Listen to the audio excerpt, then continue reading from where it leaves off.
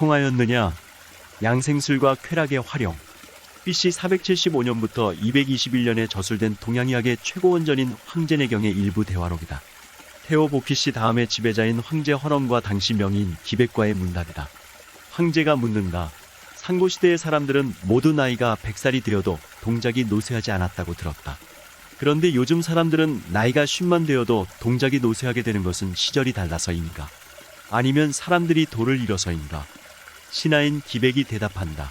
상고시대의 사람들은 도를 알았기 때문에 음양을 따르고 술수에 잘 맞추며 음식에는 절도가 있었고 생활에는 법도가 있었으며 함부로 힘을 쓰지 않았습니다. 그래서 형과 신을 온전히 보존하여 천수를 누리다가 100세가 되어서야 죽었습니다. 그러나 요즘 사람들은 그렇지 않습니다. 술을 물처럼 마시고 멋대로 행동하며 술에 취한 채로 성교하여 정을 고갈시키고 진을 소모하며 정을 채워둘 줄 모르고 아무 때나 신을 써서 오직 육체의 쾌락에만 힘을 씁니다. 이렇게 양생의 즐거움에 역행하여 생활에 절도가 없기 때문에 50세만 되어도 노쇠하는 것입니다.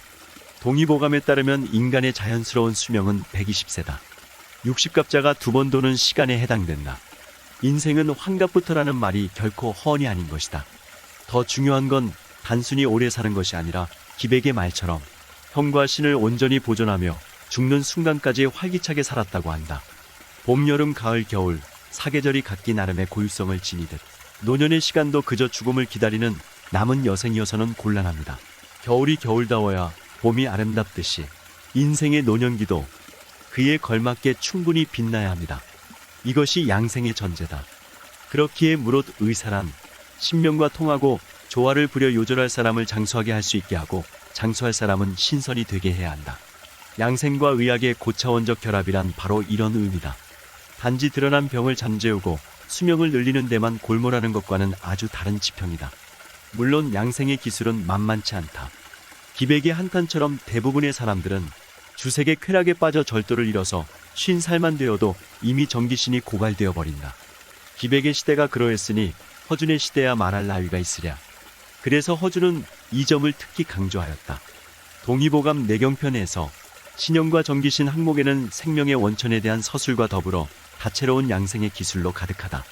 양생의 척도, 태과불급을 넘어라. 위생을 목표로 삼는 의학과 양생을 비전으로 삼는 의학은 아주 다른 체계다. 위생도 하고 거기에 양생술을 보태면 금상첨화일 것 같지만 그게 그렇지가 않다. 왜냐하면 그저 스타일만 다른 것이 아니라 발딛고 서 있는 집안 자체가 완전히 다르기 때문이다.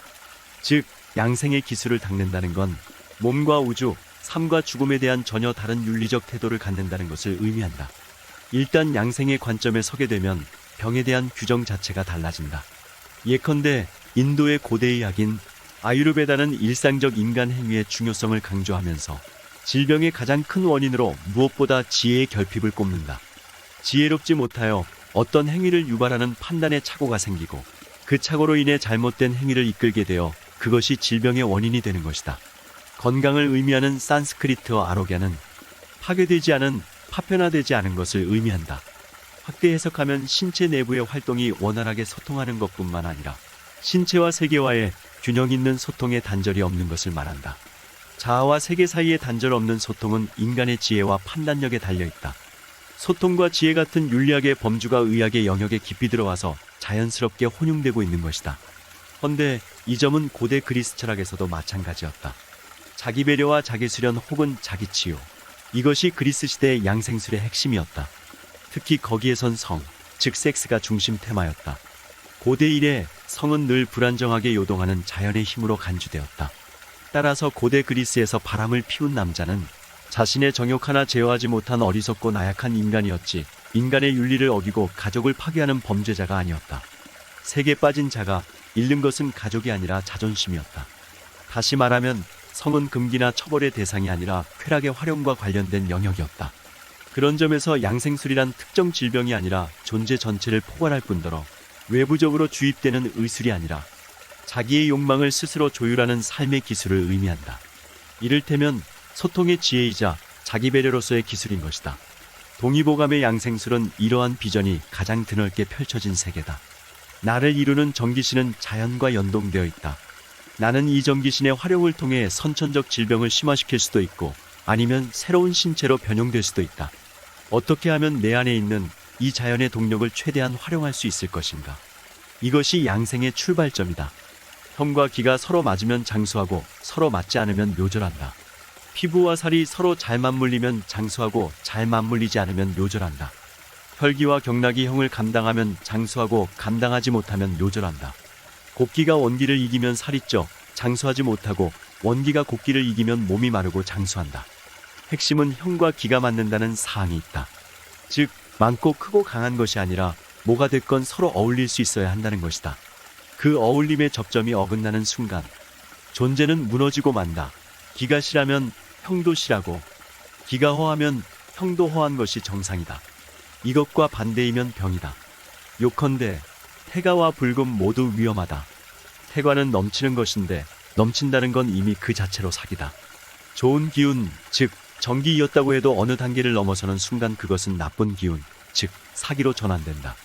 불급은 모자라는 것인데 모자란다는 건 꼭 필요한 정기가 부족하다는 뜻이다.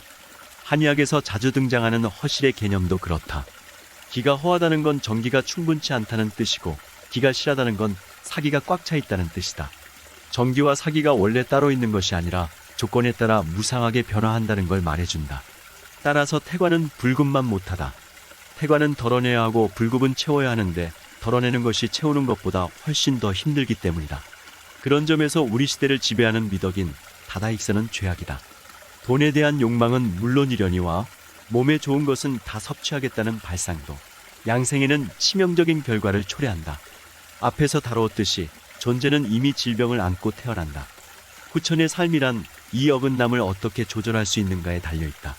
만약 태가와 불급으로 그 어긋남을 심화시킨다면 당연히 질병의 양상이 더 심화될 것이고 결국 요절을 면치 못하게 될 것이다.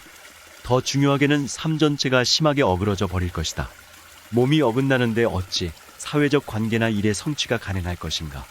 마찬가지로 관계와 활동이 어그러졌는데 어찌 또 몸이 건강할 수 있으랴? 또 그런 상태로 생사의 마디마디를 제대로 넘기란 불가능하다. 결국 병을 고친다는 건 존재의 원초적 간극을 넘어서는 것이면서 사회적으로 나아가 영적으로 자신의 본래 면목을 찾아가는 길이라 할 수 있다. 그러기 위해선 태가도 불급도 넘어서라. 오해해서는 안 될 것이 이것은 결코 가운데가 아니다. 평균이나 절충 따위는 더더욱 아니다. 굳이 말하자면 사이에 더 가깝다. 사이란 정해진 척도를 따라가는 것이 아니라 조건과 배치에 따라 매 순간 달라지는 존재의 무게중심 같은 것이다.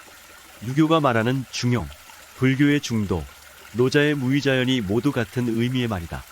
양생술이 단지 무병장수의 은밀한 비결을 넘어 삼교회통의 사상적 바다를 유영하는 이유가 여기에 있다. 오늘은 여기서 이만 줄일까 합니다.